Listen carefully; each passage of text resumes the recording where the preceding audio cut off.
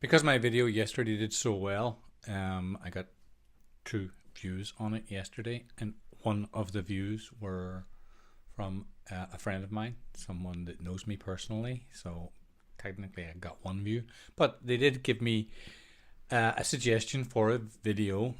Technically, not a suggestion. They asked me a question. They said, "How come only one of your dogs gets off leash? How come the other two are always on leash?" And I thought that was a great question. I thought that was a question that I could answer here. So basically, I have 3 dogs currently. I have had 5 at some points, but right now I've got 3 dogs. The one dog that you see off leash is Gilly. Gilly's kind of what some people would call a normal dog. You know, I don't have any normal dogs. I only take rescues in because I do own a doggy daycare, and sometimes people are having trouble with their dogs, and I end up getting dogs that most other people probably wouldn't want to take care of. So here's an explanation of my 3 dogs. Gilly, the one that was off leash, he was given up by his owner because he bit a member of the family, and they thought they could no longer take care of him. So he ended up here with me. He's a quirky dog. He's a great dog generally. He's good off leash. He has perfect recall. He has perfect recall. When you call him, he comes straight over to you. He never strays too far. In fact, he's a bit of a nervous Nelly when it comes to being in open spaces, because he doesn't really want to lose track of you. He's always checking in and always making sure that he knows exactly where you are. He's pretty much a good guy. He's a good dog.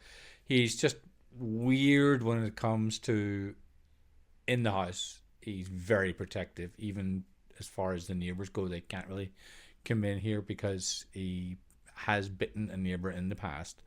Not too bad, but again, we don't want bites. It's not one thing, and he's had a rough start. I'm his 4th owner, so I'm hoping.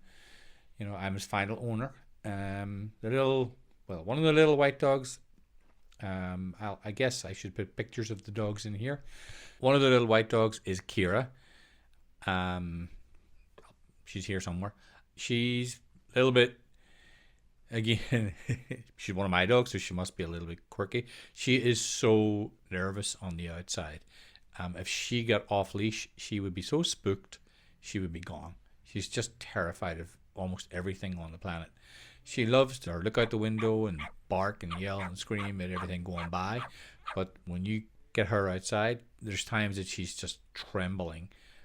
Even on a walk, sometimes it's difficult to get her to finish a walk because something will spook her and she'll just shut down. And sometimes you end up having to drag her a little bit, or you end up having to, cut the walk short and get her home as quickly as possible.